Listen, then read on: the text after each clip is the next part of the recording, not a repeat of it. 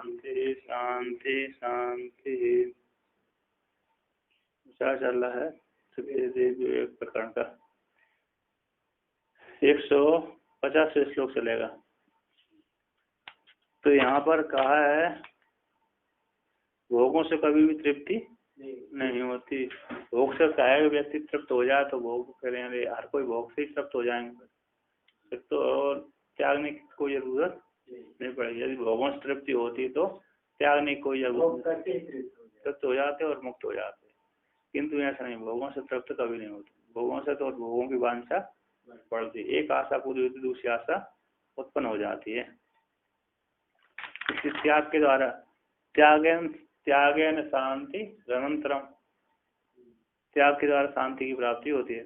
जैसे त्याग कर दिया उसी समय शांति की प्राप्ति होने लगती है।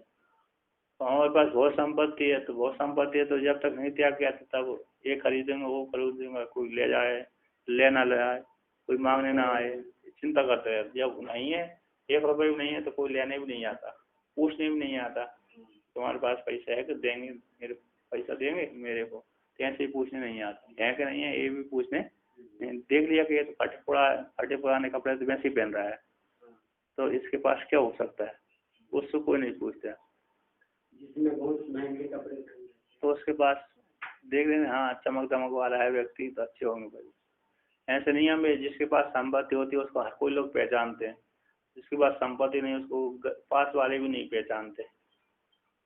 ऐसे शहर में आपके पास संपत्ति नहीं है तो शहर पास वाले भी नहीं पहचानते आपको, मोहल्ले वाले कोई है कि नहीं है, कैसा है। और बहुत संपत्ति है, गाड़ी खूब है, 2 4 10 20 गाड़ी हैं, तो जाने अरे इसके पास में इतनी गाड़ी हैं, तो वो तो मोहल्ले वाले पहचानते हैं, पूरे दूर दूर के देश वाले भी पहचानते हैं, है कि नहीं। भली वो न पहचाने छोटे को, लेकिन उसको तो हर कोई पहचानता है। तो यहाँ पर कहते हैं निगृहीतस्यापि मनसो स्वल्पेन अपि भोगेन तृप्तिर्भवति इति अत्र दृष्टान्तम। मतलब निगृहीत व्यक्ति का, निगृहीतस्य मनसा, जिसने मन का निगृहित कर लिया था, रोक लिया, निर्ध्यासन कर लिया, समदम चौप्रति श्रद्धा समाधान के द्वारा 6 संपत्तियों के द्वारा उसने मन को बस में कर लिया। कर लेने पर तो मन के बस में हो जाने पर स्वल्प भोग से क्या उसकी तृप्ति हो जाती है। इस दृष्टांत को लेकर के कहते हैं, जो कहते हैं बद्ध मुक्तो महीपालो ग्राम मात्रेण तुष्यति,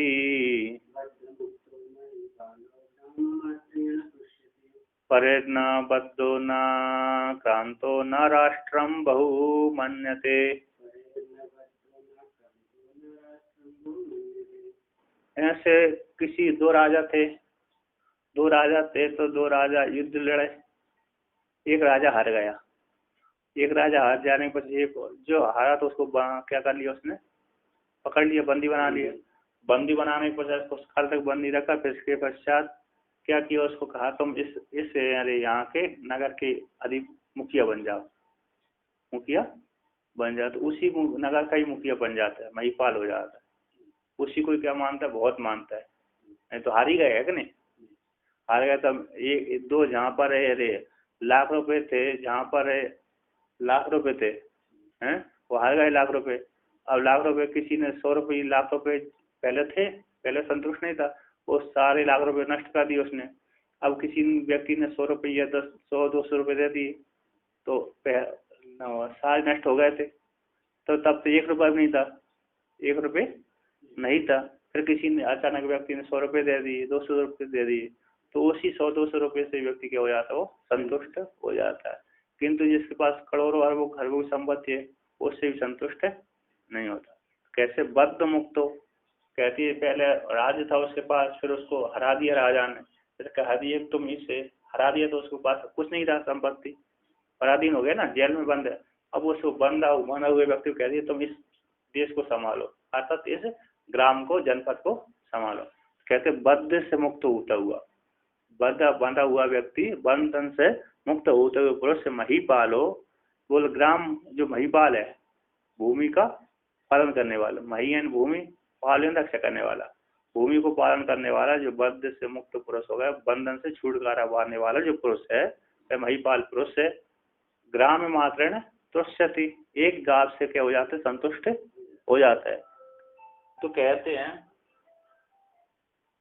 तो कहते हैं परे न बद्धो न आक्रांतो, है ना, जो दूसरे के द्वारा बद्ध नहीं हुआ, आक्रांत भी नहीं हुआ, किसी के द्वारा आक्रांत नहीं हुआ, है ना, सताया नहीं गया, किसी के द्वारा बंधा भी नहीं, परों के द्वारा बंधा नहीं और किसी के द्वारा सताया भी नहीं गया, ऐसे व्यक्ति बहुराष्ट्र और थोड़े से राष्ट्र को भी बहु न मानते, है ना, बहुत राष्ट्र, बहुत बड़ा राष्ट्र है, उसको भी क्या मानते हैं, थोड़ा सा ही मानते हैं। क्या मानते हैं, ऐसे ऐसे बड़े बड़े सेठ होते ना, करोड़ों रुपए की संपत्ति कमा ली फिर भी कहते और कमाएंगे, अरबों खरबों कमा ली फिर भी कहते हैं और भी कमाएंगे, हैं, ऐसे जो अंबानी है ना, तो ये नहीं सोचता कि मेरे पास बहुत संपत्ति अब कमाने की जरूरत मेरे को नहीं है, फिर भी कहता है मेरे और कमाना है। तो राष्ट्र को भी, बहुराष्ट्र को भी बहु नहीं, राष्ट्र की संपत्ति प्राप्त हो जाने पर भी बहु न मानने थे, बहुत नहीं मानता वो, है कि नहीं, कितना है वो तो मानता कि थोड़ा सा ही है, राष्ट्र को भी वो बहुत नहीं मानता, क्योंकि उसको किसी ने सताया नहीं और दूसरे के द्वारा वो निगृहित नहीं हुआ, है कि नहीं। एक दूसरा राजा उसके ऊपर चढ़ जाए और छोड़ा ले तो कहे इतने में संतुष्ट है। जैसे पहले के राजा होते थे ना, तो 2-3 राजा मिलकर के आक्रमण कर देते थे, फिर बढ़ाने की कोशिश नहीं करता था वो, कि देखे यदि इधर भी शत्रु बलवान है, इधर का भी शत्रु बलवान है, यदि मैं आक्रमण करूंगा तो मेरे ऊपर आक्रमण कर देंगे, तो उतनी ही अपनी ही राज्य की सीमा से क्या रहता था, वो संतुष्ट रहता था। लेकिन तो संतुष्ट, कुछ राजा ऐसे जो बड़ी शक्ति संपन्न होते थे, तो राजसूय यज्ञ करके सारे राजाओं को हरा लेते थे और क्या करते थे, अपने बस में पूरे पृथ्वी के शासन करते थे वो। राजसूय यज्ञ करने से पूरे पृथ्वी को, हाँ, राजसूय यज्ञ करने पर पूरी पृथ्वी के, पूरी पृथ्वी में, भारत में, क्योंकि यहाँ समुद्र से घिरी क्षेत्र लग गए, मर्यादा कर दी। अब समुद्र के उधर बीच में कौन जाए, वहाँ तो पानी है, उधर से कोई आक्रमण करने आएगा नहीं, जो आएगा समतल में ही आएगा, तो समतल वालों को हरा देते थे, पहाड़ वालों को, समतल वालों को। तो जिसका नाम सुन के बहुत बड़ा राजा है, फिर उसके ऊपर आक्रमण भी कोई नहीं करता था, और सारे राजा इकट्ठे उससे साथ देते थे, जिससे हार गए उसी को साथ देना पड़ता था, नियम था, क्योंकि उसको दासत्व स्वीकार कर लेते हैं, स्वामित्व। तो ऐसा है, युधिष्ठिर ने राजसूय यज्ञ किया तो इसलिए सभी उसको प्रणाम करते थे ना, वो करते थे, कर देते थे, सारे राजा कर देते थे उसको।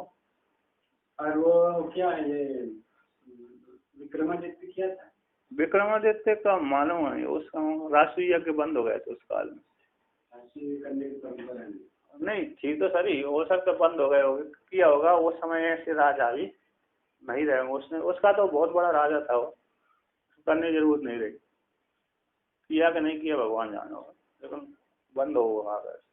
जन्मेजय तक राजसूय यज्ञ चले, जन्मेजय ने बहुत यज्ञ किए थे, राजसूय यज्ञ किए, परीक्षित ने तो, हाँ परीक्षित ने 2-3 किए थे बस, जन्मेजय ने उसके जन्मेजय के बाद कौन हुआ, और उसके पुत्र मत हो गए मानो, लेकिन जन्म उसने तो कलयुग को भी हरा दिया, परीक्षित ने, अन्य राजाओं ने तो कलयुग को भी नहीं हराया, एक उसके साथ तो कलयुग भी हार गया परीक्षित से, कलयुग को नष्ट करने वाला था, इधर मृत्यु दंड देने वाला था, किंतु उसी शरण में चला गया कलयुग।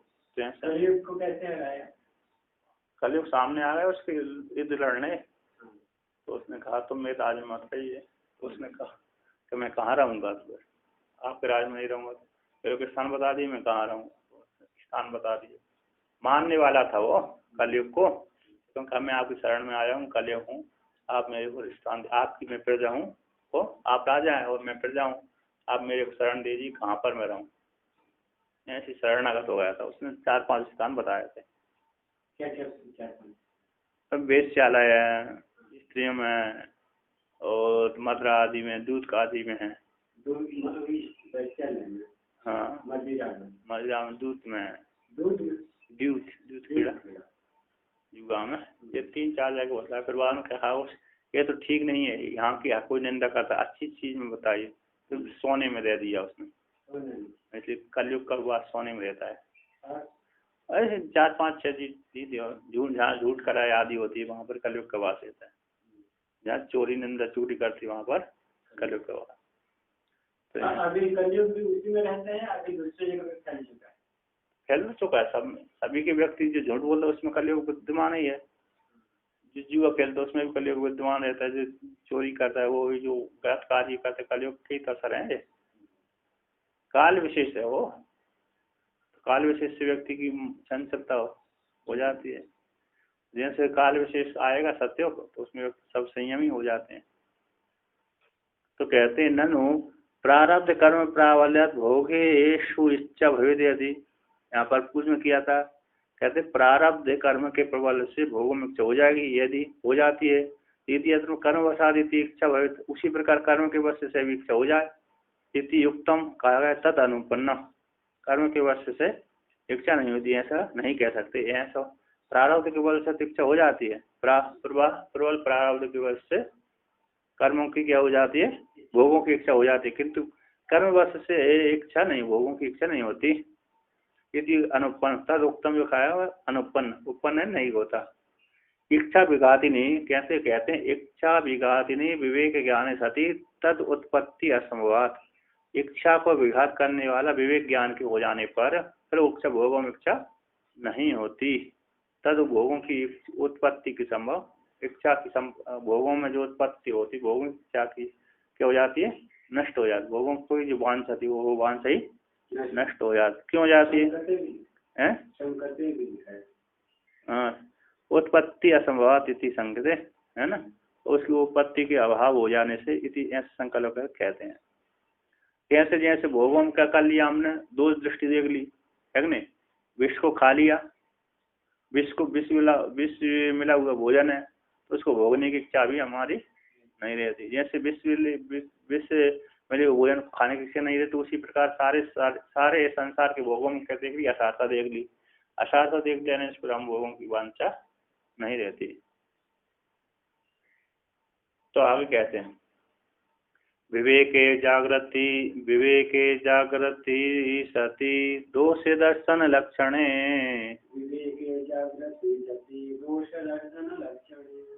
कथमारब्ध कर्मापि भोग इच्छाम जनयिष्यति।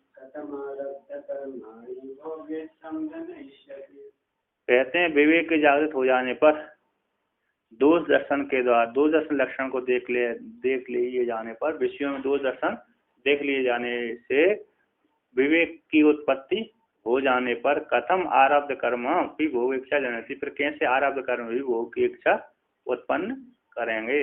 प्रारब्ध कर्म ही ऐसे हमने भोगों में क्या देख लिया, हमने दोष दृष्टि देख ली। तो भोगों में दोष दृष्टि देख लेने पर उसमें ज्ञान होगा इसमें कोई सारी नहीं है, सारी नहीं। हम देखा चाय पीने हम जा रहे थे, क्या पीने जा रहे थे, चाय। देखिए वो चाय तो पूरी फीकी है और पानी पानी है, क्या है, दूध का नाम मात्रा अकेला है और पूरी पानी पानी अकेला है, फीकी भी है। तो कौन व्यक्ति इसको पीने जाएगा? उसमें कोई सा पूरा दूध ही दूध होता, बढ़िया मीठी होती तो व्यक्ति पीने जाता, किंतु उसमें तो पानी पानी भरा हुआ है। पानी के साथ चाय पत्ती और चाय पत्ती चीनी भी ऐसे ही फेंकी डाल दिया, थोड़ी सी डाल दी नाम के लिए, तो ऐसी चाय कोई पीने नहीं जाता। उसी प्रकार उसमें दोष देख लिया। अब दूसरे देख लिया का रसगुल्ला तो है, लेकिन यदि खाएंगे तो विटामिन क्या हो जाएगा, शुगर हो जाएगी, अपने को कष्ट होगा, फिर व्यक्ति उसमें क्या हो जाएगा, प्रवृत्त नहीं होता। तो दोष दर्शन, दोष के ज्ञान की प्राप्ति हो जाने पर, विवेक जागृत हो जाने पर वह कैसे आरब्ध कर्मों में, आरब्ध जो प्रारब्ध कर्म भी भोगों की इच्छा को कैसे उत्पन्न करेंगे, आशा नहीं कर पाएंगे, ऐसी प्राप्ति हो गई, पूर्व पक्षी ने कहा। तो सिद्धांत इसमें उत्तर देता है दो दर्शन सत्यपि इच्छा जन्म संभविष्यति। बोलते दोष दर्शन के हो जाने पर भी इच्छा की उत्पत्ति संभव हो सकती है। दोष विषयों में दोष दर्शन देख लिए जाने पर, विषयों में असारता को देख लिए जाने पर भी क्या हो जाता है, भोगों की प्रारब्ध कर्मों को भोगने की इच्छा बोलते, इच्छा की इच्छा का जन्म संभव हो सकता है ना, संभव हो जाता है, क्योंकि प्रारब्धस्य नाना प्रकारत्वात् इति परिहरति। प्रारब्ध कर्म है नाना प्रकार के होते हैं। हाँ, सिद्धांत कह रहा, ऊपर का वो है पूर्व पक्षी था, ये सिद्धांति का है। तद उत्पत्ति या संवाद पूर्व पक्षी का है, उसने कहा इच्छा विघाती विवेक उत्पन्न हो जाने पर वो प्रारब्ध कर्म में भोग इच्छा संभव नहीं है, ऐसी शंका लेकर कहते हैं। तो पहला प्रश्न पूर्व पक्षी का है श्लोक, ये यहाँ पर सिद्धांति ने ऐसा से सिद्धांति कहता है, कहते हैं कि जो प्रारब्ध कर्म बहुत प्रकार के होते हैं, इसी प्रारब्ध कर्म बहुत प्रकार के होने से भोग की इच्छा, भले ही हमने उसमें दोष दर्शन देख लिया फिर भी प्रवृत्त हो जाते हैं, है कि नहीं। भोगों प्रारब्ध कर्मों को भोगने के लिए इच्छा नहीं हो, भोग लिया जाता है ना। चाहे इच्छा हो, इच्छा से भोगे सुई भोग है अथवा किसी प्रकार से इच्छा जन्म संभव हाँ हो जाती है। भोगों क्या है, दोष दर्शन के हो जाने पर इच्छा की जन्म की उत्पत्ति हो जाती है। प्रारब्ध जो कर्म ऐसे होते हैं मजबूरी में व्यक्ति भोग लेता है। तो यहाँ पर प्रारब्ध कितने प्रकार के होते हैं वर्णन करते हैं। नई स दोषो यतो नेक विधम प्रारब्ध मीक्षते,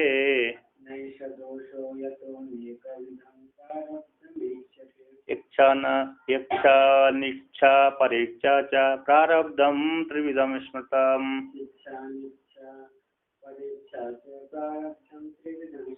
तो सिद्धांत कहता है न ऐसे दोष, इसमें कोई दोष नहीं है, क्योंकि अनेक विधम प्रारब्ध विकसित है, अनेक प्रकार से प्रारब्ध कर्म देखे जाते हैं। एक तो इच्छा प्रारब्ध होते हैं, एक अनिच्छा प्रारब्ध होते हैं, एक परीक्षा प्रारब्ध होते हैं।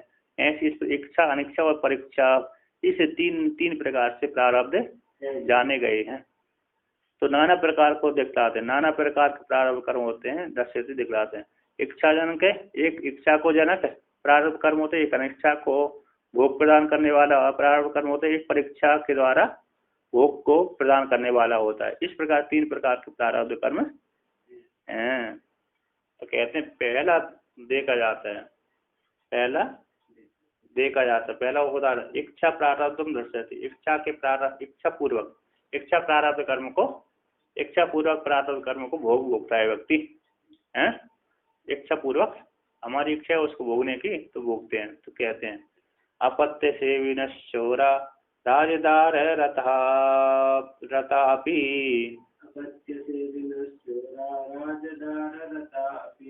जानन्ता ये स्वानर्थम इच्छन्त्यारब्ध कर्मतः।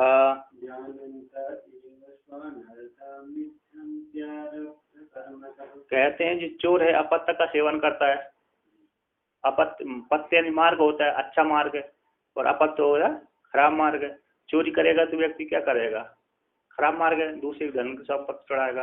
एक तो क्या पुलिस पकड़ लेगी है, राजा के सैनिक पकड़ लेंगे और सैनिक पकड़ कर क्या जेल में डाल देंगे और दंड दे देंगे, तो अनर्थ ही है ना। तो अपत्य सेवने चोरा, अपत्य को सेवन करने वाला चोर है। और राजदार रता अपी, और दूसरा व्यक्ति क्या राजाओं की पत्नियों में रमण करता है कि नहीं। उससे राजा विवाह कर ले 10-15 विवाह कर लिए, एक रानी में ज्यादा आसक्त हो गए, बाकी रानी वैसी रहती थी, तो वे क्या करती थी दूसरे पुरुषों पे आसक्त हो जाती थी। कहते राजदार रता, वो जानते थे यदि और पुरुष से उसके उस दूसरे पुरुष पे आसक्त हो गई, अथवा वो आसक्त नहीं हुई स्त्रियां, किंतु पुरुष ने देखा कि रानी बहुत सुंदर है, उसके रूप में क्या हो गया, मोहित हो गया, उसके पास उसको प्राप्त करने की इच्छा करता है। तो जानते हैं यदि मैं इसको कोई किसी ने मेरे पकड़ लिया तो सीधा क्या होगी, फांसी की सजा है। राजा छोड़ेगा थोड़ी, सीधा क्या दे देगा, फांसी की सजा। नहीं यदि उनमें से उसकी ज्यादा गलती नहीं है तो नहीं, गलती कोई नहीं हो, सीधा फांसी की सजा दे देगा।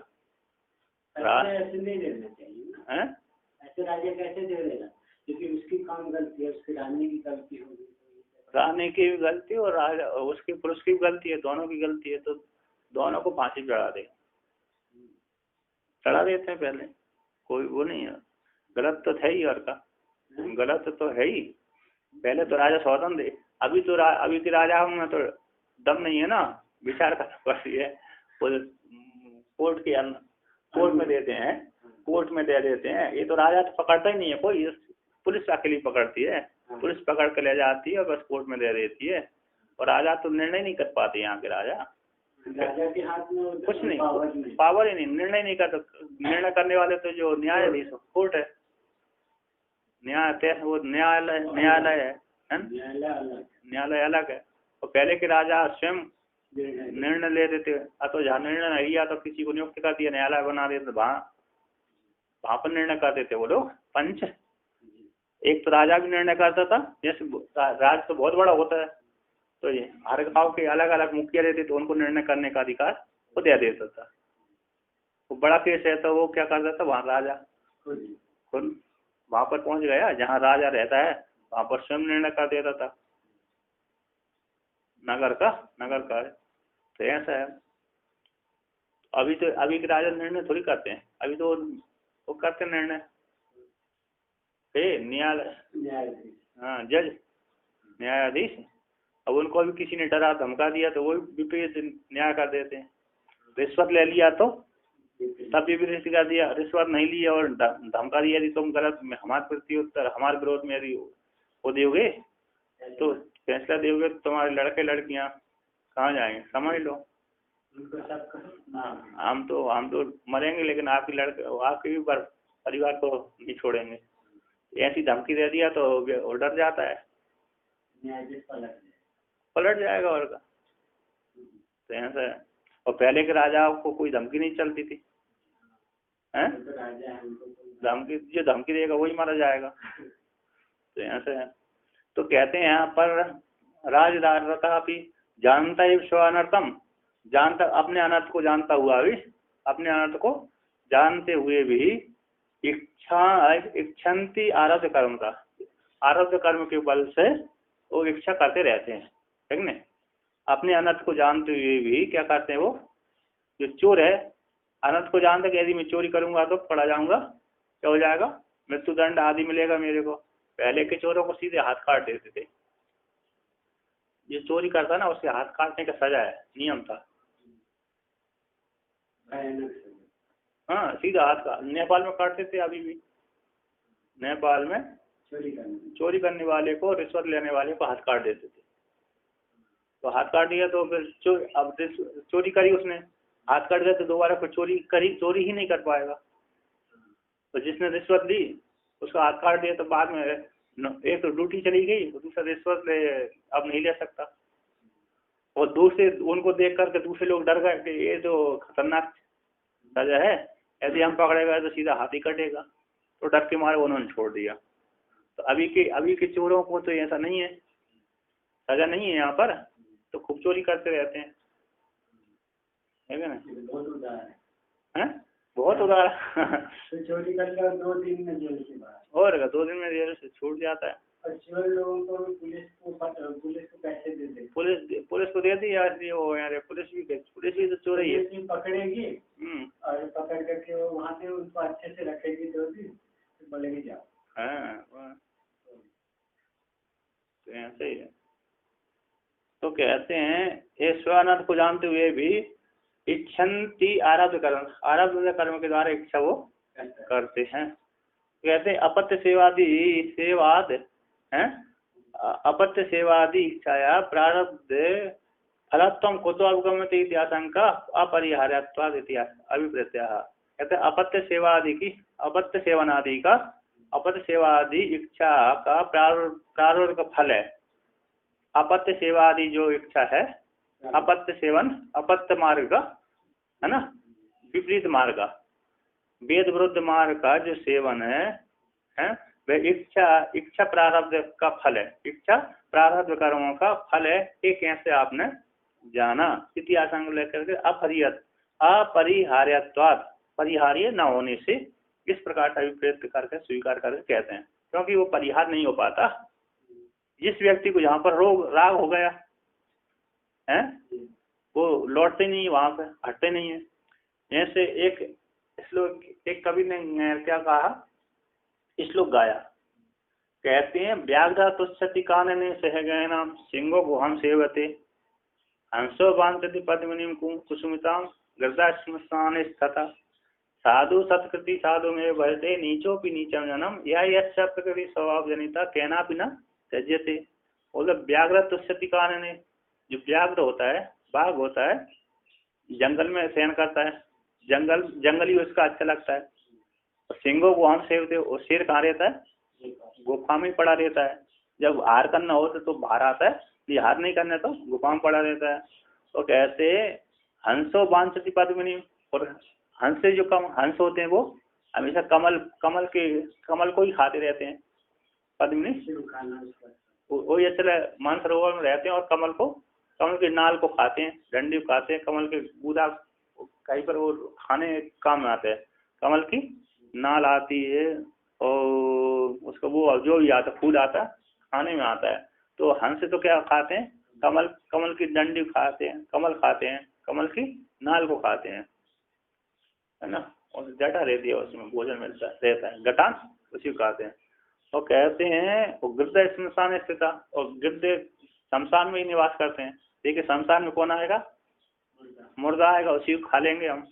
तो उनको शमशान ही अच्छा लगता है, अच्छी स्थान में नहीं बैठते हो। और साधु सत्कृति साधु में बैठते, और सज्जन पुरुष साधु को चाहते हैं। और नीचों भी नीचम जाना, नीच वाले व्यक्ति को पसंद करेगा, साधु को पसंद नहीं करेगा। शराबी व्यक्ति शराबी वाले को ही पसंद करे, जुआड़ी व्यक्ति जुआ वाले को ही पसंद करेगा, और गाना व्यक्ति गाना पीने वाले को ही पसंद करेगा। तो कहते हैं यह ऐसा प्रकृति स्वभाव, जिसकी जैसी प्रकृति है स्वभाव से उत्पन्न होने वाली है, वह प्रकृति स्वभाव से उत्पन्न हो गई है। जिसका स्वभाव बन गया है प्रकृति, जिसका स्वभाव बन गया वह अपनी प्रकृति को वो कहना भी न तेजिस, किसी के द्वारा भी त्याग नहीं छुड़ाई जा सकती, है ना। मजबूरन छोड़ सकता है व्यक्ति, लेकिन नहीं छोड़ पाता स्वतंत्र रूप से। वो कहना भी न तेज, किसी के द्वारा भी नहीं त्यागी जा सकती। कहते शेर को कहा मांस मत खाए, तो नहीं, ऐसा हो ही नहीं सकता, तो मांस खाए ना, रह ही नहीं सकता। हाँ, इसको पाल लिया शुरू से ही, मांस ने पाल लिया ना, शुरू से मांस का भोजन ही नहीं कराया, तो आटा रोटी देने से खा लेता है। रोटी खा लेगा, शुरू से आपने पाल लिया बच्चे से, उसको मांस का वो स्वाद नहीं लगा। जैसे कुत्ता को पाल है ना, उसी प्रकार उसको पाल लिया, तो वो फिर रोटी खाएगा। ऐसे तो देखा नहीं गया। नहीं देखा क्यों नहीं, जो शेर पालते हैं वो रोटी खिलाते हैं, रोटी खिला देते हैं, और रोटी खिलाते हैं उसको, चाय दूध चाय पिला देते हैं। नहीं, उनको मांस ही खिलाते हैं।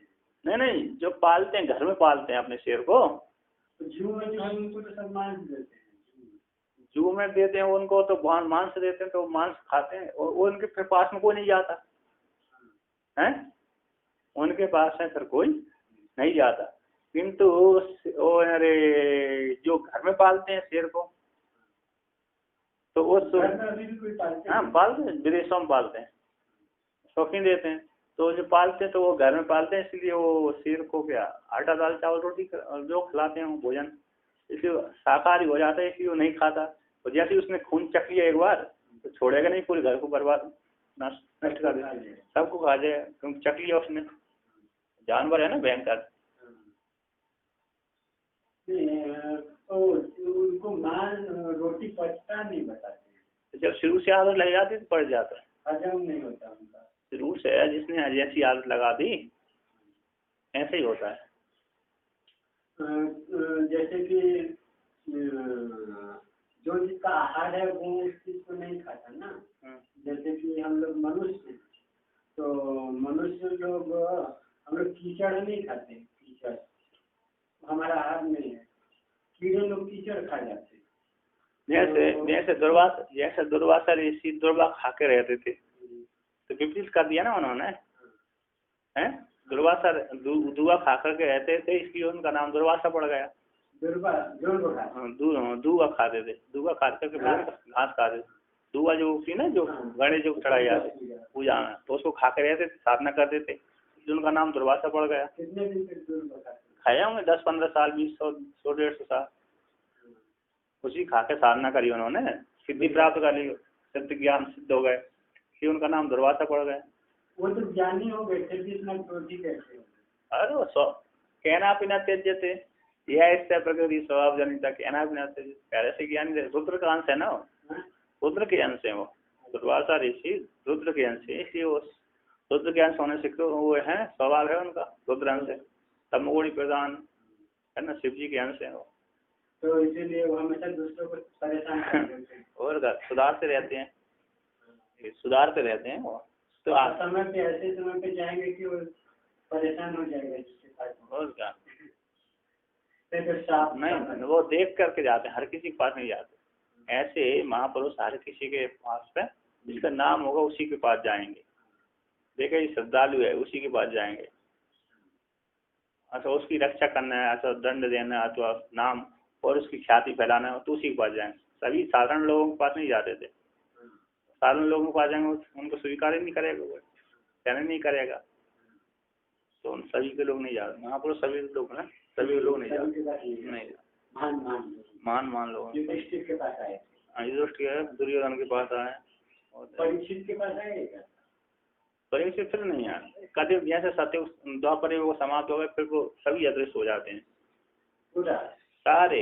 हाँ परीक्षित तक तो परीक्षित के पास में तो सारे आए थे, जितने ब्रह्म ऋषि थे सारे, जिनके बड़े बड़े ब्रह्म ऋषि रहे ना वो सारे आए परीक्षित के पास, राजा परीक्षित, वशिष्ठ विश्वामित्र अत्रि सारे आए, सप्तऋषि जितने थे वो सारे आ गए। और वो जन्मेजय के पास, जन्मेजय के पास से वो तो छोटा बालक था उस काल में, उनके पास नहीं है, उनके पास भी रहे, उनके पास भी वो दिव्य था ना, व्यास भगवान जी तो रहते थे उनके हाँ उनके पास ही रहे, बहुत से बड़े ऋषि आए, लेकिन इनके पास सारे ऋषि आए।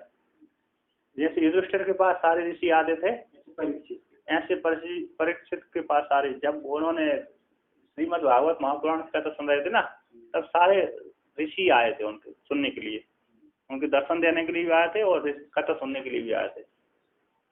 सुखदेव जी सुना रहे, सब वक्ता थे और परीक्षित श्रोता थे, और पूरे ऋषि बैठ गए थे कथा सुनने के लिए, तो सारे दर्शन दिए उनको, सबकी पूजा करी राजा परीक्षित ने।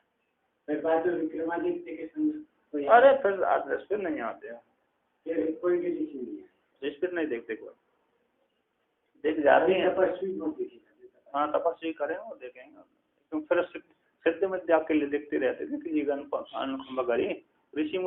ऋषियों को ऐसी वो नहीं होती, उनका काल समाप्त हो जाता है, हर व्यक्ति का काल रहता है। इस काल में देखो राक्षस लोग नहीं देखते, नहीं तो देखने चाहिए, राक्षस भी हैं अभी जीवित, लेकिन काल के अनुसार वो काल सबको बांध कर रखता है, काल सबको बांध कर रखता है, तो सत्युग के ही जो राक्षस है ना वो अभी नहीं दिखेंगे, नहीं तो एक राक्षस आया यहाँ पर सबको खा जाएगा, वो तो नहीं खा जाएगा, तो उसको भी वो पुलिस आके मारेगा ना, पुलिस भी क्या करेगी उसको, उसके नहीं, उसको देख करके, उसको चेहरे को देख करके पुलिस डर के भागे, थर कामने लगेगी, जैसे शेर को देख करके व्यक्ति थर कामने लगता है, उसी प्रकार उसको देख। पहले जमाने में दिव्यास्त्र होते थे, आखिरी में मिसाइल है, बम, तो मिसाइल भी काम नहीं करती, व्यक्ति विमान के ऊपर नहीं, पहले व्यक्ति के पास सामर्थ्य थी, मानसिक सामर्थ्य थी, तो व्यक्ति लड़ता था, अभी के पास मानसिक सामर्थ्य नहीं है, यदि सामने आ जाए कोई अच्छा व्यक्ति जानदार 10 फीट का आ जाए तो देख करके होश उड़ जाते हैं, पुलिस के भी भाग जाता है, पुलिस भी क्या करेगी, उसके हाथ से वो छूट जाएंगे हथियार, तो सेना है वो भी सेना भाग जाएगी, और क्या, तो देख लिएगा ये तो बहुत बड़ा व्यक्ति है, तो वो सेना भी अपने हाथ छोड़ देगी। हाँ जो दिलदार है, इसको नहीं मरना ही है, तो फिर वो उसको लड़ जाता है। वायुसेना जो है उनके पास तो बहुत विमान होता है ना, विमान लड़ने वाले तो है, लेकिन वो उनके पास यदि घटना घट जाए तो मुश्किल हो जाती है, ऊपर उड़ करके ऊपर से वो मार देंगे, मार भी सकते हैं, वो तो ऐसा ही है, मनोराज्य है अपना भी क्या है, वो अदृश्य हो जाएगा तो कैसे मारेंगे, और उसको राक्षस तो माया कर देते हैं ना, उसके सामने आते उनकी हाथ पैर काम नहीं करते, उसके तेज के आगे उसका प्रभाव ऐसा रहता है कि उसके वो व्यक्ति सामने आ विमान को भी कुछ नहीं समझे, और कुछ नहीं, सिद्धि वाले को तो आग विमान ही, क्या विमान को उल्टा कर दिया उसने, तो विमान ही कर दिया। तो कहते हैं यहाँ पर कहते हैं परिहार न होने से न न चात्रेयी तद्वार्युतुम् ईश्वरेणापि शक्यते। न चात्रे तद्वारयितुमीश्वरेणापि शक्यते। यथा ईश्वर एवाह गीतायाम् अर्जुनं प्रति। यत ईश्वर एवाह गीतायाम् अर्जुनं प्रति।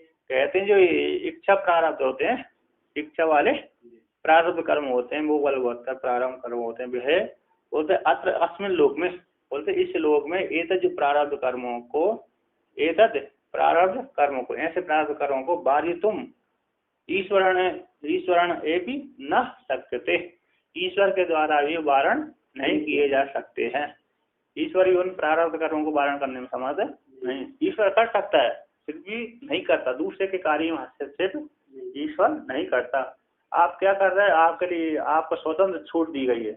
आप अच्छे कर्म करेंगे तो स्वर्ग जाएंगे, खराब कर्म करेंगे तो नरक जाएंगे। ईश्वर भी किसी के दूसरे के कर्मों में हस्तक्षेप नहीं देता। इसलिए ईश्वर भी उनके प्रारब्ध कर्म, जीवों के प्रारब्ध कर्मों को काटने में, वारण करने में समर्थ नहीं है।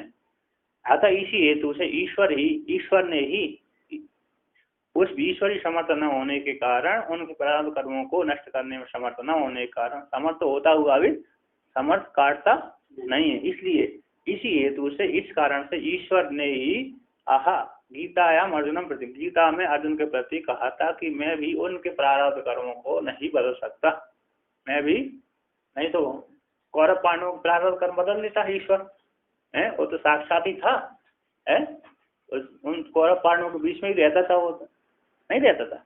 ईश्वर कौरव लड़ाई को टाल भी देता, लेकिन नहीं टाला, टालने की कोशिश भी करी, टालने की कोशिश 5 गाँव दे दो, लेकिन फिर वो माने नहीं। 5 गाँव मांग गया, आखिर में 5 गाँव मांग लिए, तो 5 गाँव ही दे दो, 5 गाँव में ही रह करके पांडव संतुष्ट हो जाएंगे, एक एक गाँव लेकर के वो सुखी रह जाएंगे।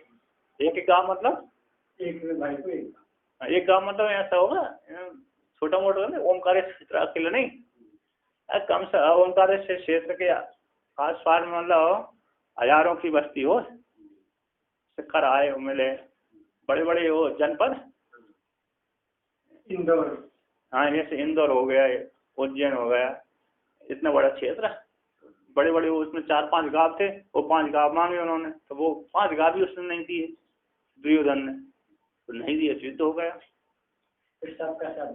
सबके सारे चले गए। 5 गाँव तो राज भी चला गया, मारा भी गया, उसके पुत्र भी नष्ट हो मर गया। दुर्योधन के पुत्र भी थे, दुर्योधन का पुत्र था लक्ष्मण, उसको अभिमन्यु ने मार दिया था, उसको तो दुर्योधन के पुत्र को तो अभिमन्यु ने मार दिया, उसी पे क्रोध होकर के उसने कहा सब गिर के मारो। अभी उनका एक ही पुत्र था, एक ही पुत्र पैदा हुआ था, उसको अभिमन्यु ने मार दिया, बहुत गुस्सा हुआ। हाँ फिर गुस्सा हो गया, और अभिमन्यु घेर लिया चारों तरफ, घेर तो पहले से ही गया था, तो और क्रोध होकर बोल दिया सब मार दो, अन्याय को लोग मार दिया उसको। तो भीष्म आदि तो जानते थे न्याय धर्म, लेकिन भीष्म तो पहले गिर चुके थे, वो तो भीष्म मान नहीं थे, वो भीष्म होती तो उसका अवसर ही नहीं आता, भीष्म उस समय सही आता थे। और द्रोणाचार्य ने अन्याय किया था, द्रोणाचार्य कृपाचार्य कर्ण सबने मिलकर के तो अकेले को मारा था, कितनी योद्धा होकर, तो इसलिए भगवान ने भी उनके खिलाफ अन्याय कर दिया, और एक अन्याय उनने करवा दिए थे, अन्याय फिर उन भगवान ने भी छल से सारे छल से उसको मरवाए। और द्रोणाचार्य को भी और अन्य को भी, कर्ण को भी, कर्ण भी उतर गया, फिर उसको भी मौका नहीं दिया, उसको उतर गया तो उतर से ही और क्या। तो कहते हैं अत्र अस्मिन् लोके अपत्यादि इच्छन्ति एति एतत् कुतः, इस लोक में अपत्यादि की इच्छा करते हैं, ऐसे कुमार का इच्छा करते हैं, ऐसे कैसे जाना, इति एतत् वाक्य कुतः, किस प्रकार जाना, इसी हेतु से ईश्वरी उनके कर्मों को वारण नहीं करता, ऐसा कृष्ण भगवान ने गीता में अर्जुन के प्रति कहा था। तो गीता के पाठ को भी पढ़ते हैं, तो कहते हैं सदृशं चेष्टते स्वस्य प्रकृतिर्ज्ञानवानपि, प्रकृतिज्ञानवानपि प्रकृतिं यान्ति भूतानि निग्रह किं करिष्यति। प्रकृतिं भूतानि निग्रह किं करिष्यति। तो कृष्ण भगवान अर्जुन से कहते हैं, हे अर्जुन, बोलते हैं स्वस्य प्रकृति ज्ञानवान अपि सदृशम चेष्टते। ज्ञानी पुरुष भी अपनी प्रकृति के अनुसार ही, प्रकृति के जैसा ही चेष्टा करते। उन जिस ज्ञानी की जैसी प्रकृति है उसी प्रकार की वो चेष्टा। किसी ज्ञानी ने नियम संयम पूर्वक या अनुष्ठान पूर्वक ज्ञान को प्राप्त कर लिया, क्या कर लिया, भजन पूजन करते करते एक ज्ञान को प्राप्त कर लिया, त्याग करके जंगल में जा करके संन्यास लेकर के क्या कर लिया, ज्ञान प्राप्त कर लिया, और ज्ञान में स्थित हो गया, ब्रह्म ज्ञान हो गया। अब फिर वो क्या कर, संन्यास ले लिया, तो अब घर में नहीं आता, तो संन्यास से ध्यान ही लगाते रहता है।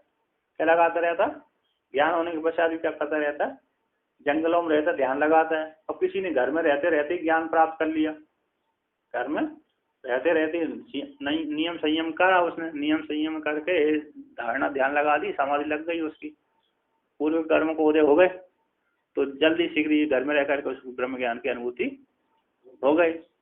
तो घर अनुभूति हो गई तो फिर वो पुनः फिर घर में रह करके भोग भोगता रहा, है ना। जैसे दुर्वासा ऋषि अपने कैसे क्रोध स्वभाव वाले हैं, ज्ञान होने के पश्चात भी क्रोध करते रहते हैं। अन्य ऋषि है जिस प्रकार स्वभाव है उनके अनुसार है। विश्वामित्र भी कभी कभी क्रोध कर देते हैं, करते तो नहीं है। वशिष्ठ भी कभी कभी क्रोध कर देते हैं, नहीं करते थे, और दूसरे को शराब मराब कर देते, उनको क्रोध आ जाता था। वशिष्ठ जी ने भी कईयों को शराब दी है, तो बिना क्रोध के शराब कैसे आएगी, बिना क्रोध नहीं हुआ। द्रौपदी श्राप कम देती, द्रौपदी ने दिया ही नहीं, देती तो भस्म कर देती वहीं। द्रौपदी यदि शराब दे देती तो वहीं सारे कौरव मारे जाते उसी समय, उसी सभा में। इतना शक्ति थी उसने, तो उसने दिया ही नहीं शराब, उसने दी और अपनी सब तपस्या बचाने के लिए नहीं दिया। भगवान ने मदद करी ना, और वो जान दिव्य शक्ति वाली थी, वो अग्नि से पैदा हुई थी, अग्नि से पैदा हुई थी, इसलिए वो दिव्य शक्ति से संपन्न थी।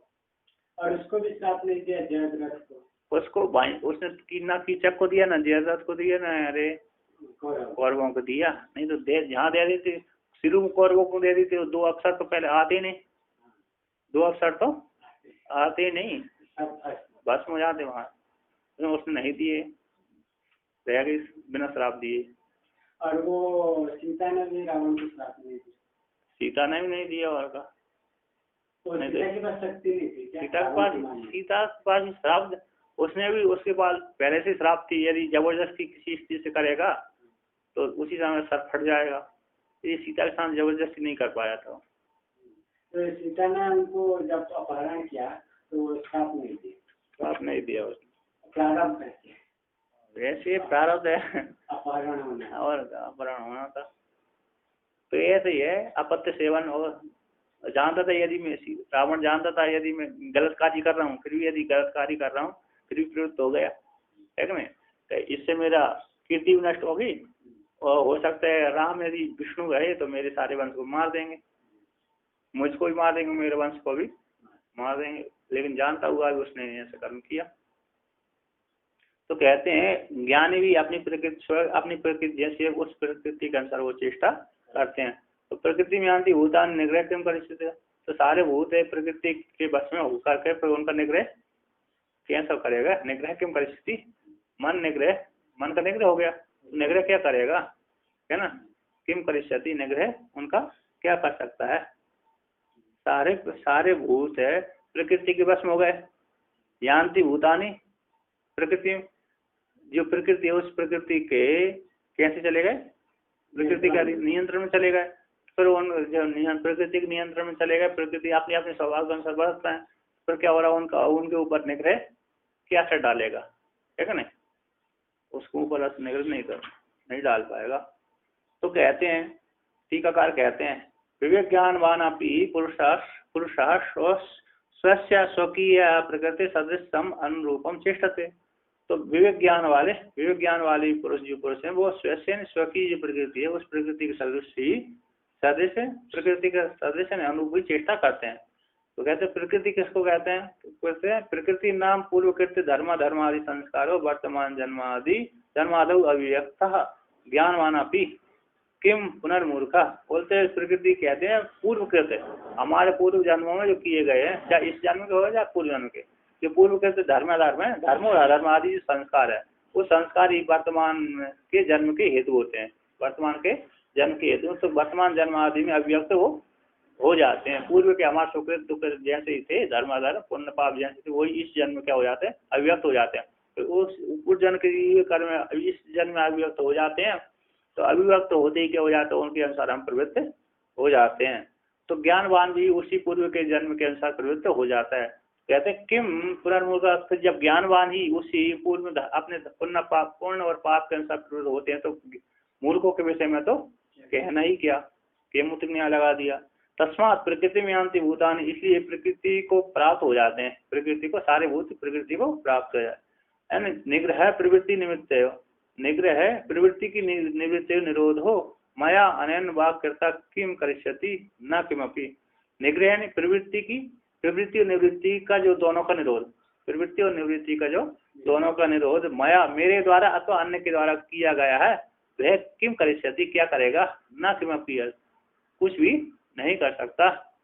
मैंने प्रकृति के द्वारा मैं अब निरोध करूं, उनका निरोध किया था कांड कृष्ण भगवान ने, किनको, कौरवों का, मत करो युद्ध मत करो मारे जाओगे, फिर भी माने नहीं, फिर भी नहीं। शास्त्र का भय बताया, सामर्थ्य का भी भय बताया कि तो भीम नहीं छोड़ेगा तुमको, प्रतिज्ञा करके रखा है। अन्य ऋषियों ने उसको समझाया, अन्य ऋषियों ने उसको समझाया, फिर भी नहीं माना, मारा गया। तो आगे कहते हैं तीव्र प्रारब्धस्य अपरिहार्यत्वे वचनांतरम सम्मति अह। और जो तीव्र प्रारब्ध कर्म होता है वो परिहारी न होने पर दूसरे वचनांतरों की सम्मति को लेकर के कहते हैं। तो कहते हैं अवश्यम भावी भावानां प्रतिकारो भवेद यदि, तदा दुःखेर्न लिप्येरन्न राम युधिष्ठिरः।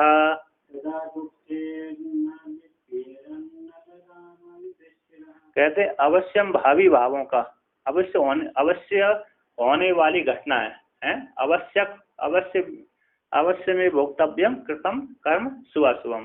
कहते अवश्यम भावी जो भाव हो रहे हैं, भविष्य में जो घटना घटने वाली ऐसे जो भाव पदार्थों का प्रतिकार यदि हो जाता है, यदि प्रतिकार हो जाता तो तदा दुख न लिप्य। तो यदि भविष्य में घटने वाली घटनाओं के का प्रतिकार हो जाए, भविष्य में अवश्यम भावी अवश्य होने वाली जो भावेन घटना है, उन घटनाओं का यदि प्रतिकार हो जाता तो तदा उस काल में दुखेर न लिप्यन, तो दुख से लिप्त नहीं होते। कौन? नल है, राम है, युधिष्ठिर आदि राजा नल सत्ययुग में पैदा हुए थे और राम जी हुए त्रेता में है, वो द्वापर में हो गए युधिष्ठिर। तो कहते हैं इन अवश्य भावी अवश्य होने वाली जो भावी घटना है, उन घटनाओं का यदि वो प्रतिकार कर देते, राम जी भी प्रतिकार कर देते, 14 वर्ष वनवास क्यों जाते, अपनी सीता को क्यों, अपनी पत्नी को क्यों दूसरे के हाथ में दे पाते, नहीं देते, है कि नहीं, हरण करके ले गए, असावधानी हो गई तो। और युधिष्ठिर भी यदि जुआ नहीं खेलते तो अपने राज क्यों गवाते, यदि जुआ नहीं खेलते, द्रौपदी को दाव पे नहीं लगाते, अपने को दाव पे नहीं लगाते, वो जुआ ही नहीं खेलते, तो कैसे वनवास उनको होता। और संपत्ति हरिश्चंद्र जो है वो सतयुग थे, हरिश्चंद्र सतयुग के थे, और राजा नल भी सतयुग का था। राजा नल ने भी जुआ खेल लिया, उसमें अपनी सारी संपत्ति को हार गया, या तो युधिष्ठिर सारी संपत्ति को हार गए जुआ में, उसी प्रकार नल भी हार गया था, और वो भी जंगल जंगल में भटका। उनको तो और ज्यादा दुख हुआ था नल को दुख तो क्योंकि उनका कपड़ा वस्त्र सब गया। हाँ दुख तो हुआ, तो क्या करें हम। अब उनके पास तो 5 भाई भी नहीं थे, भाई तो नहीं थे, अकेला व्यक्ति, जैसे हम लोगों अकेले हैं, स्वस्थ रहते हैं, वो भी अकेला रहकर स्वस्थ रहा है। हम लोगों ने भी तो अकेले ही हैं, कौन दो हैं। उनकी पत्नी के साथ वियोग भी हो गया था। अरे तो बहुत से लोग भी तो वियोग हो जाते हैं, और भी बहुत सारा दुख हुआ था, अकेले भूखे भूख रहे। इनका तो सब बंधु बांधव भी थे ना। हाँ बंधु बांधव परिवार वाले, लेकिन राज संपत्ति नष्ट हो जाने से व्यक्ति बहुत दुखी होता है। बंधु बांधव क्या करेंगे, जो संपत्ति जंगल भटक रहे हैं, उनको मेरे कारण इनको जंगल भटकना पड़ रही है, मेरे कारण। कृष्ण भगवान भी आए थे उनको मिलने, और क्या, देख ऋषि लोग भी मिलने आते थे, बीच बीच में उनको भोजन की व्यवस्था करना पड़ती है, समस्या होती है। अकेले व्यक्ति को भोजन की व्यवस्था नहीं, कहीं जगह मिल गया तो खा लिया, नहीं मिला तो भूखा भी रह गया, या मांग के खा लिया। अक्षय पात्र ले लिया, लेकिन जब तक नहीं लिया था तब तक तो उसको व्यवस्था करना पड़ती थी। जैसे वो वनवास के लिए गए तो सीधा तपस्या करके अक्षय पात्र। हाँ तो 1 दिन का 2 दिन के लिए भी तो व्यवस्था करना पड़े, वो तो घर से राज से थोड़ी लेके आया था कुछ संपत्ति, क्योंकि वो हार गया था। जब हार गया तो फिर कैसा अधिकार रहा उसको। तो 2-4 दिन, 8-15 दिन, महीना भर के बाद अक्षय पात्र मिला उनको तपस्या करते करते। तो इतने दिनों तक फिर भी अब भोजन, फिर भोजन कहाँ से आएगा? जंगल में गए व्यक्ति को भोजन कहाँ से आएगा? 3 दिन तक तो पानी पीते रहे ना। हाँ जो भी हो, लेकिन कष्ट तो हुआ ही, दुखी रहे सारे। अपने परिवार के साथ अकेला व्यक्ति दुखी इतना नहीं होता, अकेला व्यक्ति दुखी इतना नहीं होता जितना व्यक्ति परिवार के साथ होकर के रहकर दुखी होता है। जैसे एक बालक है, यदि उसके परिवार वाले साथ में नहीं है तो नहीं रोएगा, गिर जाने पर भी रोएगा नहीं। गिर गया, चलते चलते गिर गया, देखा किसी ने नहीं देखा तो जल्दी धूल झटक लेता और उड़ जाता है। देख 4 तरफ देखता है, कोई देख नहीं रहा मेरा, जल्दी उड़ जाता है और चल लेता है। और देखा गिर गया और पास ही माँ है तो थोड़ी सी गिरते में रोने लगता है, चाहे लगी हो चाहे ना लगी हो, है ना। थोड़ी सी चोट तो थोड़ी देर माँ है पास में तो अब क्या करें, तो देख लिया माँ है पास में तो रोने लगता है, फिर उठा के ले जाती है और प्रेम करती है। ये देखा माँ नहीं देख रही, कोई नहीं देख रहा तो उतनी जोर से कोई नहीं आएगा, जोर से लगने पर भी नहीं रोता वो, जोर से। और देखा कोई नहीं है तो अब किसको दिखाऊं किसको दिखाऊं मैं, रोने को किसको दिखाऊं मैं चोट लग गई मेरे को, छोड़ के चला जाता है। तो ऐसा ही है। तो कहते हैं यदि अवश्यम भावी घटना को यदि टाल देते हो राम युधिष्ठिर और नल आदि, तो फिर उनको दुख की प्राप्ति नहीं होती। तो कहते हैं प्रारब्ध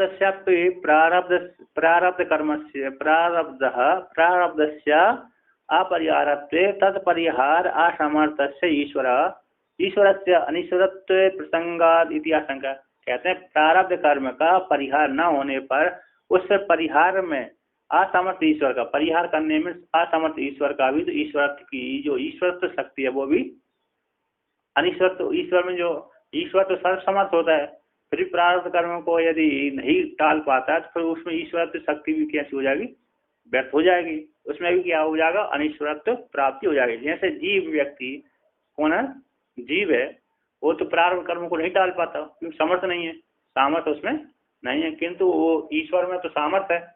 तो आप राम तो कैसे थे, समर्थ थे, राम ईश्वर है कि नहीं, राम ईश्वर है तो प्रारब्ध कर्म को टाल सकते थे, किंतु वो भी नहीं टाले, तो इसलिए उनका ईश्वर अनिश्वरत्व प्रसक्ति हो रही है उनमें भी। तो कहते हैं अनिश्वरत्व प्रसंग की प्राप्ति हो रही, इतिहास को लेकर कहते ना न चेश्वरत्वमी सस्य ईयते तावता यतः, न चेश्वरत्वमी सस्य ईयते तावता यतः अवश्यं भाविता पेशा मीश्वरेणैव निर्मिता, अवश्यं भाविता पेशामीश्वरेणैव निर्मिता। तो सिद्धांत कह रहे हैं इतने मात्र से आप उसकी ईश्वरत्व में ईश्वरत्व अनिश्वरत्व की संख्या आप मत करिए, ऐसा आप नहीं कह सकते।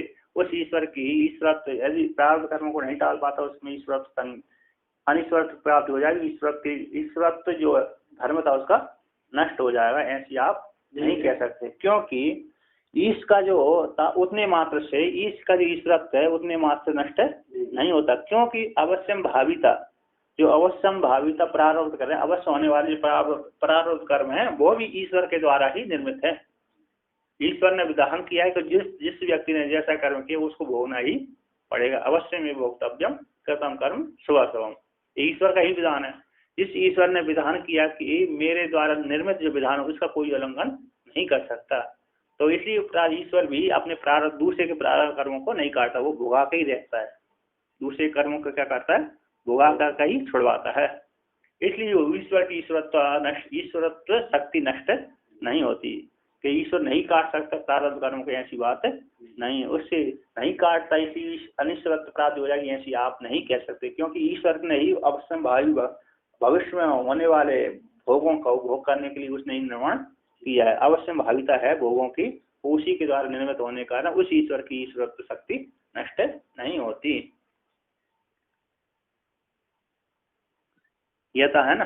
तो कहते हैं तो कैसे कुता ईश्वर की जो ईश्वरत्व है उतनी मात्र से ये नहीं होती, नष्ट नहीं होती।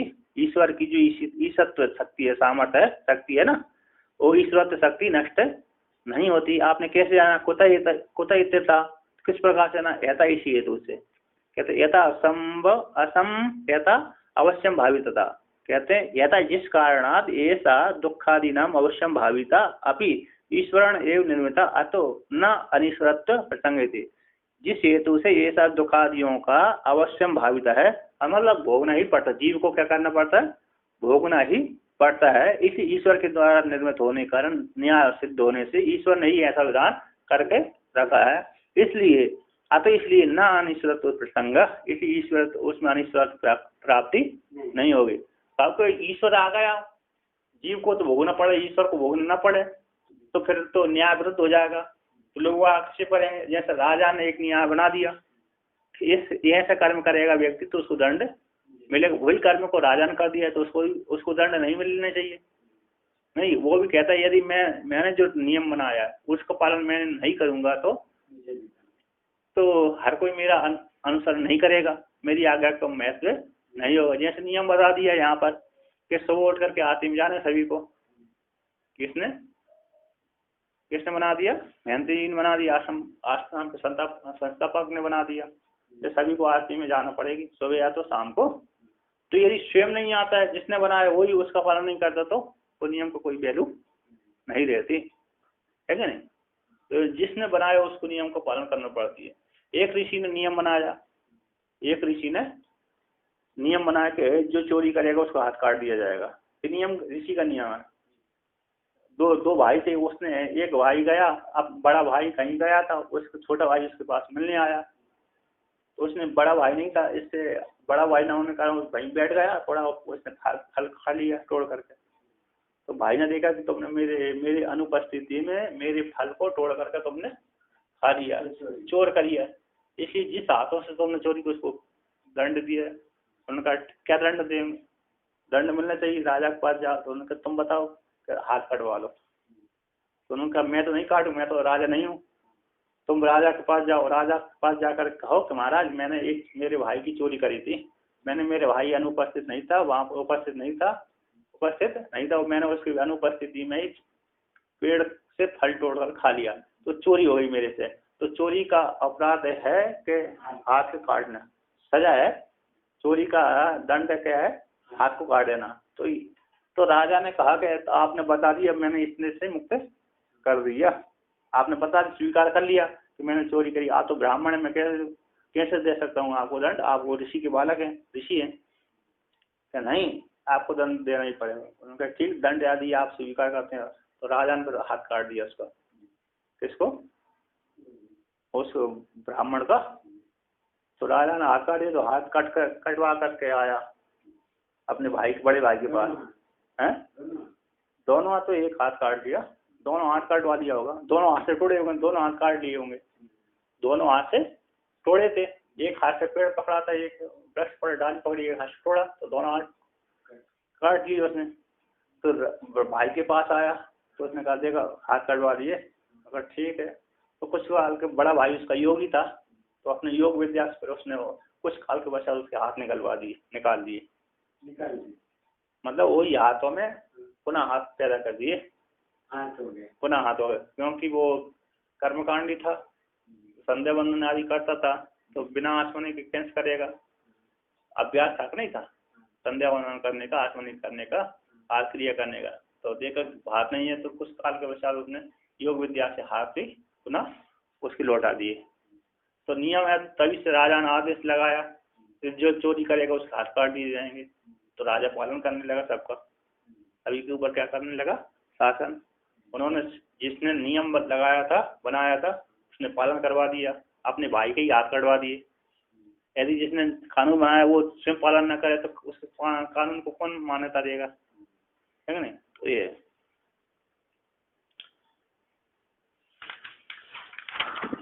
तो कहते हैं एवं सप्रपंचम इच्छा प्रारब्धम अभिधाय अनिच्छा प्रारब्ध वक्तुम आरभ्यते। इस प्रकार से प्रपंच के सहित इच्छा प्रारब्ध को कह करके अब अनिच्छा प्रारब्ध को कहने के लिए आरंभ करते हैं। तो कहते हैं प्रश्नोत्तराभ्याम में वै तद गम्यते अर्जुन कृष्णयो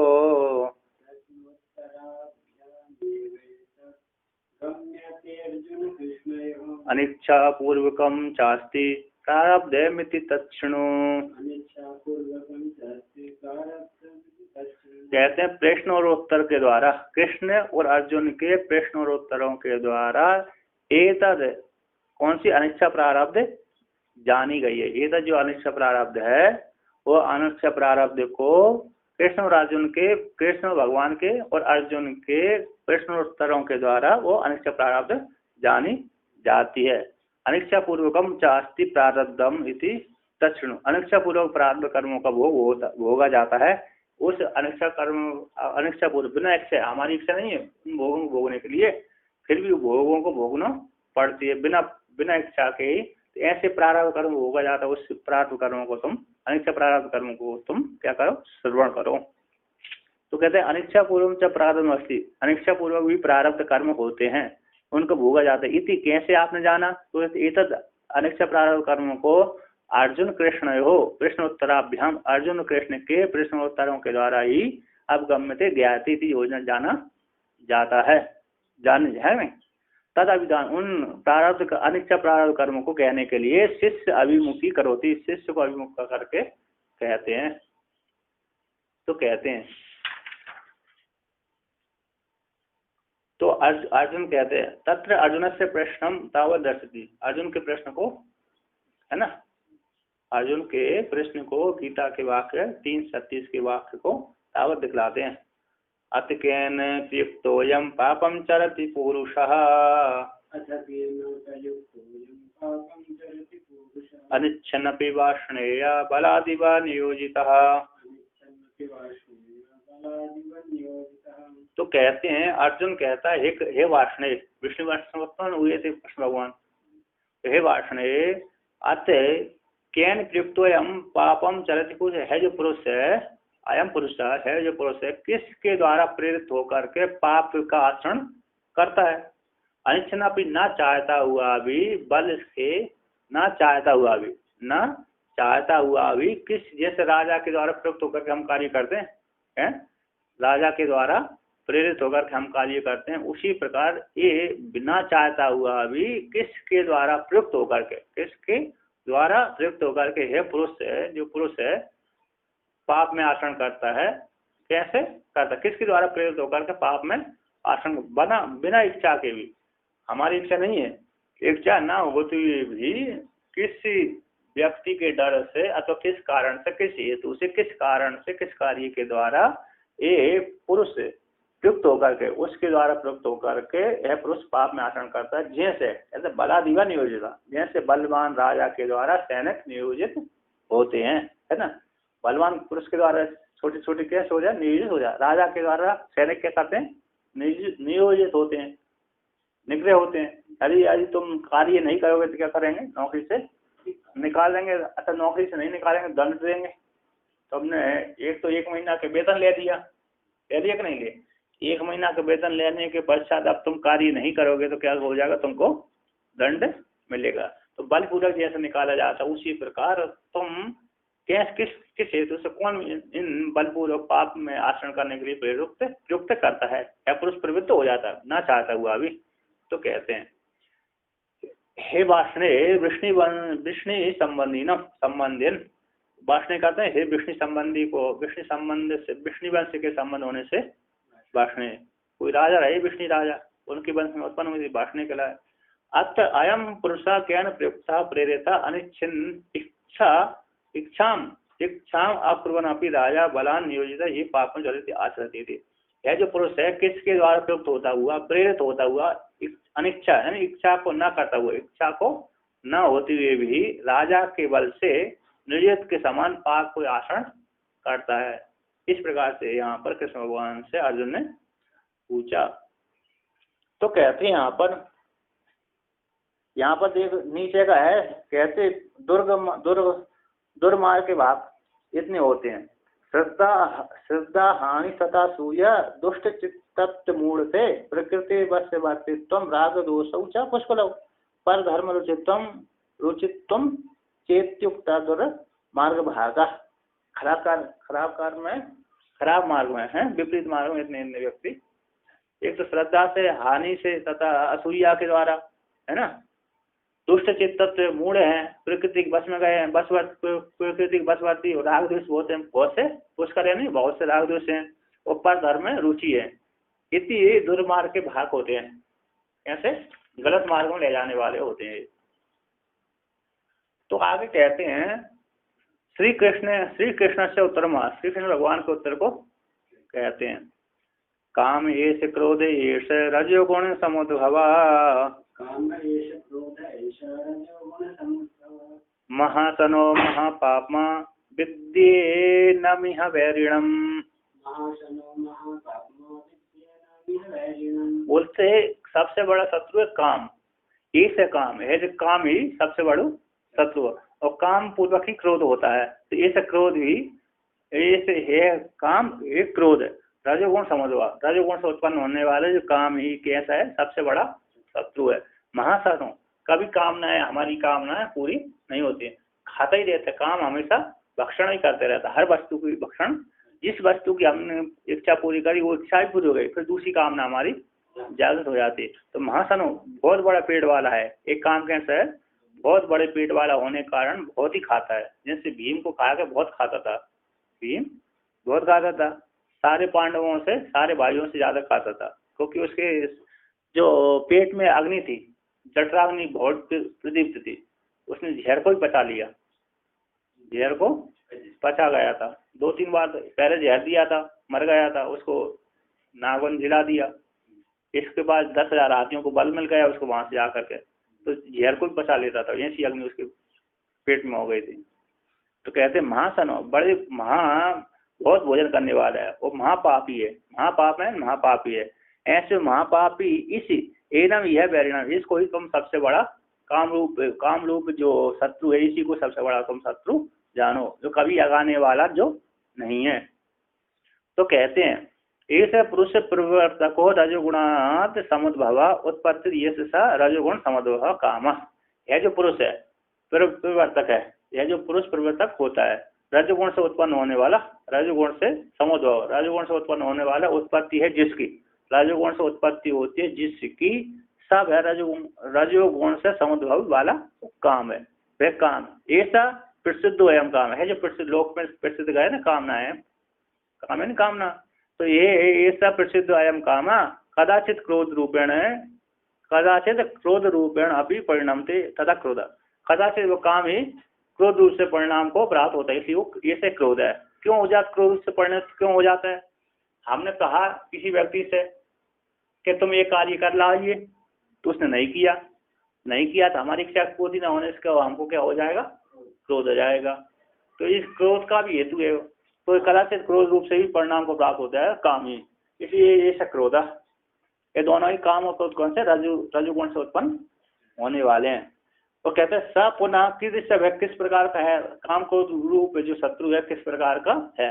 तो कहते हैं महासना, महारसनम विषय जातम ये सब महासना, महासन का महद बहुत खाने वाला है, यानी विषय समुदाय है ऐसे जिसका भोजन है, ऐसे इसका सब है महासना, विषय समुदाय ही भोजन है जिसका सब महासन, बहुत खाने वाला है। महापाप और महता पापस्य हेतुत्वाद उपचाराद महापापत्वम अस्य, बोलते महान पाप का हेतु होने से, कारण होने से, उपचार गौण रूप से प्रयोग करने से महापापत्व इसको प्राप्त हो जाते हैं, महापापी है। इस कौन का काम, यदि काम क्या अब बहुत प्रकट हो गया, काम किसी को वस्तु रखी थी, यहाँ पर किसी की वस्तु रखी थी, दूसरी की वस्तु है, फिर भी उस वस्तु को हमने क्या कर लिया, हमको उसमें राग था, हमने उसको ले लिया, जबरदस्ती छीन लिया। अब तो नहीं, उसको अनुपस्थिति में उसको हमने उठा लिया। हमारी उसमें तो वासना बैठी है, और वासना होने के कारण हमारा बार बार उसी मन जा रहा है। तो उसी मन जा रहा था, हम उस वस्तु को क्या कर लेते हैं, या तो छीन लेते हैं या चोरी कर लेते हैं। तो इसी महापापी है। मांगने से नहीं दिया तो छीन लिया, और अनुपस्थिति में उसको चोरी कर लिया, अनुपस्थिति में उसकी चोरी कर ली। इसी चोरी करने से पाप लग गया, छीनने से ही पाप ले दूसरी वस्तु को, तो इसलिए महापापी है। गलत आचरण में कामनाओं की पूर्ति करने के लिए अच्छे बुरे का विचार भी व्यक्ति नहीं करता। कहते अतः यह संसार ये नाम काम क्रोध रूपणम वैरिणम विधि। इसी हेतु से इस संसार वर्तमान लोक में इस ये नाम कोई काम क्रोध रूपी शत्रु कोई बैरी कोई तुम जानो। काम क्रोध रूप कोई दोनों कोई तुम बैरी जानो। काम मुख्य रूप से काम ही बैरी है ना। इस संसार में सबसे बड़ा शत्रु कौन है? काम के द्वारा ही सारे व्यक्ति प्रवृत्त हो जाते हैं। काम की पूर्ति हो गई तो काम को क्रोध नहीं आएगा, और काम की पूर्ति हो गई तो क्या हो जाएगा, और उसमें राग हो जाएगा। एक तो क्रोध नहीं आएगा, दूसरा और ज्यादा संस्कार प्रबल हो जाएंगे। एक काम तो पूरा हो गया। जैसे आपने देखा हो कभी, एक व्यक्ति हमारा बहुत आज्ञा मानता है, एक व्यक्ति हमारा, तो हम क्या कहते हैं, उसी से खूब आज्ञा कर अपना सेवा करवा लेते हैं। अब उसने उसी व्यक्ति ने फिर सेवा करना बंद कर दिया तो क्रोध होने लगा। जब तक वो आज्ञा मानता था तो हमको बहुत प्रीति होती थी उसमें, और खूब काम देते थे उसको करने के लिए। जब उसने काम करना बंद कर दिया तो उसमें क्रोध आ गया उसके प्रति। क्रोध जब पूर्ति यदि काम करने लगा तो राग बढ़ जाता है। ये कामना पूरी होती है, राग बढ़ जाती है। काम जो आज्ञा नहीं मानता फिर उसको कुछ बोलते क्रोध आ गया ना उसके प्रति, क्रोध आ गया था, फिर यार उसको उपेक्षा कर देते हैं, छोड़ देते हैं। महात्मा लोग तो उपेक्षा कर देते हैं, नहीं सुना चलो छोड़ो इसको, दूसरे को पकड़ते हैं। लेकिन जिन लोगों की कामना पूरी नहीं हुई, जैसे लोग में देखा जिसके किसी संबंध अच्छे हैं, उसको प्राप्त करना चाहता है, लेकिन नहीं प्राप्त हो रही तो दूसरे के पास जा रहा है वो वस्तु, तो उसको सीधा मार देते हैं। वो नहीं मार देते हैं, फिर मेरे को नहीं प्राप्त हुई तो मैं तेरे को नहीं प्राप्त कौन दूँ, ऐसा करते लोग। तो कहते हैं अयम अभिप्राय है तो प्रारब्ध वसात उद्रिक्त रजोगुण कार्य है काम क्रोध है और अन्य तरह पुरुष प्रवर्तकत्व पुरुष प्रावर्तकत्व न निवृत्ति इच्छाया इति न प्रवृत्ति इच्छा है। और जब प्रारब्ध वश से उद्रिक्त प्रारब्ध वश से उत्पन्न हुए रजोगुण के जो कार्य हैं, काम क्रोध कार्य, दोनों में से अन्यतर एक का ही पुरुष का प्रवर्तक होता है, काम अथवा क्रोध, है ना। इन दोनों से रजोगुण का, क्योंकि रज कैसा होता है, तीनों गुणों में जो रज है वो हमेशा चलाने वाला होता है, प्रवृत्ति वाला होता है, निवृत्ति वाला। सत्वगुण कैसे निवृत्ति वाला होता है, हमेशा वो ज्यादा प्रपंच में नहीं बसता। किंतु रजगुण वाला कैसा होता है, हमेशा चला, व्यक्ति को ठहरने नहीं देता। और तमगुण हमेशा सुलाता ही रहता है, मूल अज्ञानता उसमें ज्यादा रहती है। तमगुण व्यक्ति में ज्यादा अज्ञानता रहती है, ज्यादा विचार नहीं करता, उससे विचार उत्पन्न ही नहीं होते। और रजगुण में ज्यादा खूब चंचल मन होता है, खूब क्रिया ही करने लगा, क्रिया के विषय में और दूसरे मन नहीं आता। और साथ ही व्यक्ति सिर्फ मानसिक सोचता है और ध्यान शांति को प्राप्त करना चाहता है। तो कहते हैं जो काम क्रोध में से दोनों में से एक अन्यतर का ही पुरुष का प्रवर्तक का, पुरुष की प्रवृत्ति का हेतु है, ना प्रवृत्ति इच्छा है। किंतु यहाँ पर प्रवृत्ति इच्छा का हेतु नहीं है, प्रवृत्ति में इच्छा नहीं है कि नहीं। इच्छा की प्रवृत्ति ना प्रवृत्ति इच्छा, इच्छा की प्रवृत्ति यहाँ पर प्रवृत्ति की इच्छा नहीं है, प्रवृत्ति की इच्छा नहीं है, प्रवृत्ति की इच्छा नहीं है। हाँ, अनिच्छा है ना,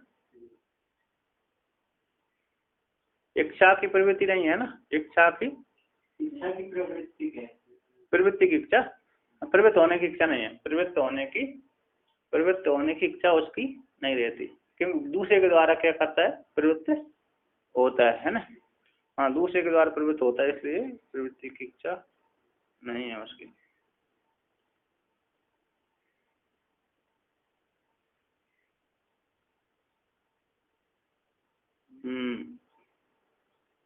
प्रवृत्तम च निवृत्तौ च यथोक्तस्य अधिकारिणा स्वतंत्र सती संसार श्रुतौ कस्मात् प्रवर्तते। ये है ना नीचे के, प्रवृत्तौ च निवृत्तौ च यथा उक्तस्य अधिकारिणः स्वतंत्र सति संसार श्रुतौ कस्मात् प्रवर्तते, प्रवृत्ति में और निवृत्ति में यथोक्त अधिकारी के स्वतंत्र हो जाने पर संसार के स्थिति में, संसार के संस्करण में किससे प्रवृत्त होता है? तो व्यक्ति कामनाओं से प्रवृत्त होता है कि नहीं? कैसे? कामना से। तो यहाँ पर एक प्रकार की अनिच्छा बता रही, बोलते अब कहते हैं आगे दूसरी प्रकार की कहते हैं, तो कहते हैं ननु अत्र काम क्रोध है और एव पुरुष प्रवृत्तत्व पुरुष प्रावर्तकत्व उपलभ्यते न अनिच्छा प्रारब्धस्य इति आशंका तस्य एव प्रवर्तकत्व प्रातिपादिकम तद्वाक्यम गीता वाक्यम पढ़ती। पूर्व पक्ष यहाँ पूछ रहा है काम क्रोध दोनों का ही उसके प्रवर्तकत्व को उपलब्ध दे, काम क्रोध दोनों में ही, दोनों में से एक ही अथवा दोनों ही पुरुष के प्रवर्तक में हेतु होते हैं, पुरुष के प्रवर्तकत्व की उपलब्ध होते हैं, पुरुष के प्रवर्तक में हेतु होते हैं। न अनिच्छा बोलते अनिच्छा प्रारब्ध का यहाँ पर नहीं है, अनिच्छा इच्छा ना, न इच्छा थी अनिच्छा, तो अनिच्छा प्रारब्ध का यहाँ पुरुष की प्रवृत्ति में हेतु नहीं है। इति आशंका को लेकर कहते तस्य उस अनिच्छा प्रारब्ध का ही प्रवर्तकत्व को प्रतिपादन करने वाली उस गीता वाक्य को पढ़ते हैं। कहते हैं स्वभावजेन कौन्तेय निबद्धः स्वेन कर्मणा कर्तुं नेच्छसि यन्मोहात् करिष्यस्य वशोऽपि तत्।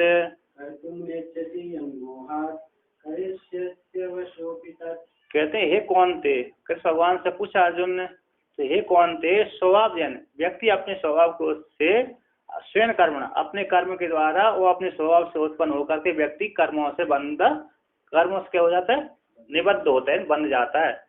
कर्तुम नहीं इच्छा, यदि करने की इच्छा भी नहीं करता, अभी नहीं भी करता, करने की इच्छा नहीं भी करता, फिर भी यन मोहात करिष्यसि अवश्य ही तत्, फिर भी मोह से क्या करता है, वो पराधीन होकर के कर्मों को करता है। जैसे भगवान का एक स्वभाव है, शिव जी का भुवन भय भंग वैतरणीना, तीनों लोगों को उनको यदि भय आ गया, तीनों लोगों के ऊपर भय आ गया, तो उस भय को वो नहीं सहन कर पाते, उसके भय को निवृत्त करने के लिए तुरंत त्रिशूल उठा लेते हैं और भय को नष्ट कर देते। जैसे तीनों लोगों के ऊपर भय कैसा आ गया था, समुद्र मंथन किया, तो समुद्र मंथन करते क्या हो गया, विष निकल गया, तो उस विष के प्रवाह से तीनों लोगों में हाहाकार मच गया। तो भगवान शिव जी ने देखा कि तीनों लोगों के प्राणी को इससे मरने वाले हैं, तो उन्होंने तुरंत उस जहर को लिया, विष को लिया और पान कर गए।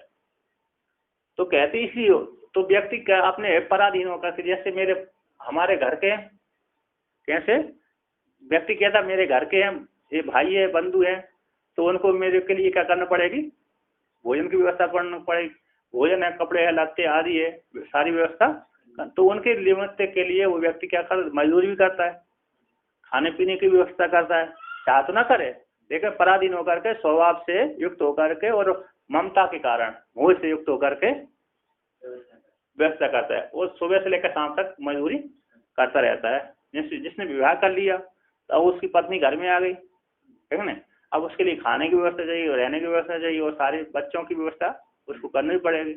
मोह से युक्त होकर के पराधीन होकर के, पराधीन हुआ ना, पराधीन होकर के उसके, क्योंकि उसको लाया उसने, तो पराधीन होकर व्यक्ति मोह से युक्त होकर स्वभाव से युक्त होकर के उन कर्मों से बंध जाता है। क्या मेरा कर्तव्य है, ये मेरा कर्तव्य, मैंने विवाह किया तो इसका इसका खर्चा का दायित्व अब मेरा ही है।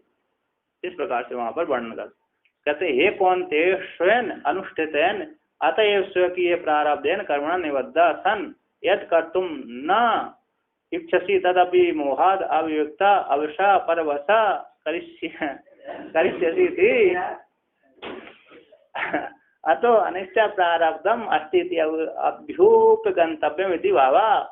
कहते हे कौन थे स्वयं एवं अनुष्ठिता, बोले स्वयं एवं अनुष्ठितन, स्वयं के द्वारा अनुष्ठित, स्वयं के द्वारा ही अनुष्ठित होने से अतः इसलिए स्वयं के द्वारा व्यक्ति अपने अपने कर्मों के अनुष्ठान से ही व्यक्ति प्रवृत्त होता है। तो स्वयं के द्वारा अनुष्ठित होने से अतः इसलिए स्वयं की प्रारब्ध कर्मों से बनता है, निबद्ध हो जाता है। निबद्ध होता हुआ यद कर्तुम इच्छसि, यद कर्तुम नहीं करने के लिए प्रवृत्त न होता हुआ भी तदपि मोह से यानी अज्ञान से अवसा यानी परावसा करिष्यसि पराधीन होकर के कर्मों में प्रवृत्त हो जाता है ना। घर में है, घर से तो अपने बच्चों के लिए क्या हो जाएगा, उसको उसकी सारी भोजन पानी की व्यवस्था करना पड़ेगी। आश्रम बना लिया तो कोई भगत आया तो अथवा मेहमान आया, महात्मा आया तो उसको खाने खिलाने के लिए दूसरे भक्तों के यहाँ से मांगना पड़ेगी उसको। क्यों कुटिया बना ली, जब तक कुटिया नहीं बनाई थी तब तक तो अकेला भिक्षा मांग लेता था, और जब कुटिया बन गई तो जो कुटिया बनते ही दूसरे व्यक्ति आने लगे उसके पास में, कौन है, महात्मा भी आने लगे, व्यक्ति भी आने लगे, तो उनके भोजन पानी की व्यवस्था भी उसको करना पड़ेगी। नहीं नहीं किया तो दोष लगता है। वो तो अतिथि आने पर सत्कार नहीं करें तो अतिथि व्यक्ति जिसने सत्कार नहीं किया उसके पुण्य को ले जाता और अपने पापों को छोड़ जाता है। तो मजबूरी सत्कार नहीं करते ना, ऐसे लोगों के घर में जाना चाहिए। हाँ, उसके घर में जाना चाहिए और क्या, तो हाँ तो पाप लगते और क्या, आ जाओ आराम से। तो इसलिए तो जाने चाहिए। मूवी सहन करने पर नहीं देंगे, भोजन पान नहीं कराएंगे तो और दुखी और हो जाओगे, तो इसी जाते ही नहीं। और ज्यादा अपमान नहीं करते उसी के घर में जाओ और आप पाप देखे आओ। तो हाँ देखे आ सकते हैं, देश अपमान करते हैं वहाँ पर जाओगे, लेकिन आप एक बार अपमानित हो गए, दूसरी बार आप उसकी तरफ मुड़ भी नहीं देखोगे।